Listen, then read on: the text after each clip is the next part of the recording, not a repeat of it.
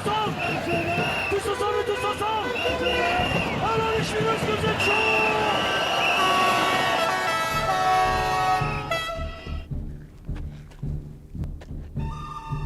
Dans la vie, il y a deux catégories.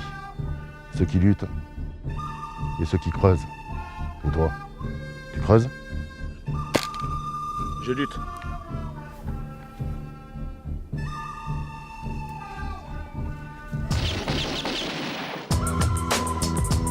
Celui qui le porte n'est pas sans OGM. C'est une histoire d'amour, mon Charles.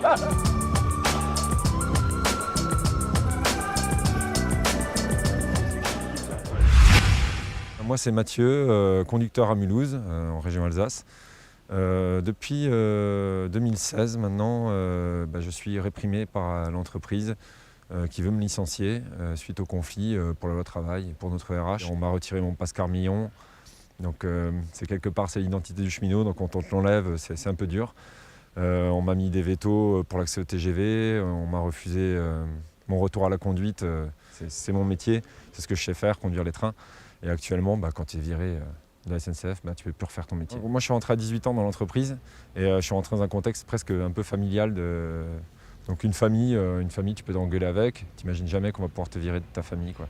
Et quand tu apprends qu'il y a une mesure de radiation à ton encontre et qu'ils vont jusqu'au bout, tu tombes des nues. L'appui humain de mon syndicat, il y a toujours eu un soutien juridique, il y a eu un soutien par rapport au conseil de discipline et par rapport bien sûr à l'assistance, à un défenseur et compagnie. Il y a eu l'appui de la Fédé, mais il y a eu aussi le soutien humain qui est hyper vital. C'est aussi t'intégrer dans les décisions, te rendre actif de ta propre défense et ne pas t'exclure, ne pas te mettre de côté sous prétexte que tu es menacé, donc que tu n'es pas impartial et tout ça, que tu es trop émotionnellement engagé. Ça permet de se battre et du coup de ne pas penser à des idées noires.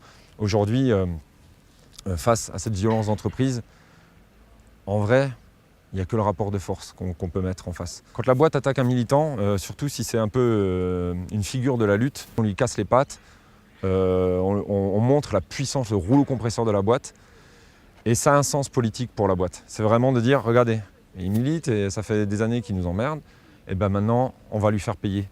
Et du coup ça calme tout le monde autour. Ils veulent taper fort, ils veulent taper dur.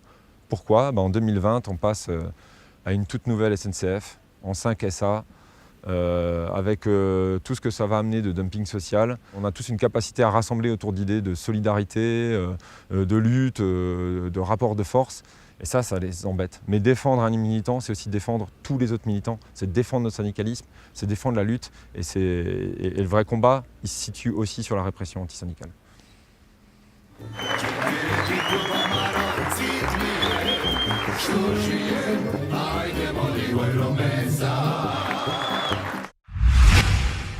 Bonjour à tous, je suis Annie Tebomouni, je suis chercheur en santé au travail. L'interdiction en 1997 a été présentée comme la fin de l'amiante.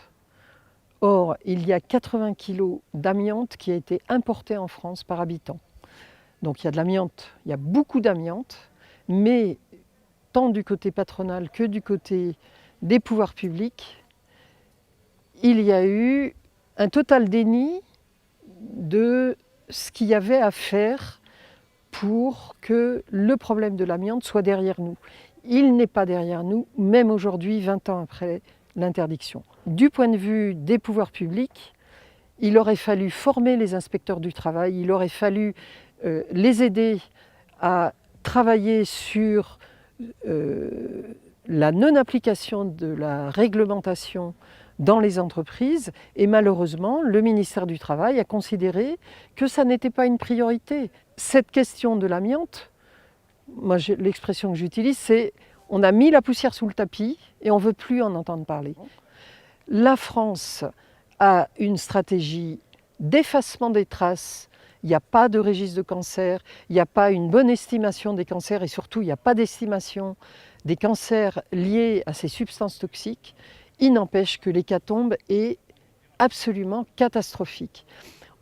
En 1980, il y avait 150 000 nouveaux cas par an de cancer. Aujourd'hui, on est à 400 000 cas par an, nouveaux cas de cancer par an. Moins de 0,5% de ces 400 000 nouveaux cas sont reconnus en maladie professionnelle. C'est-à-dire que la visibilité, ou plutôt l'invisibilité des cancers professionnels, repose sur le fait que les pouvoirs publics estiment que les cancers professionnels, c'est uniquement ceux qui sont reconnus par le régime général. Et le reste disparaît complètement. Donc actuellement, on est face à une hécatombe de maladies liées à l'amiante, mais on est aussi face à une hécatombe de maladies liées à tous les cancérogènes, je vais en citer quelques-uns, la radioactivité, les pesticides, les perturbateurs endocriniens, la chimie, la silice, le chlorure de vinyle, et je suis sûre que des travailleurs qui militent à Sudrail y reconnaîtront un certain nombre des substances toxiques auxquelles ils sont exposés.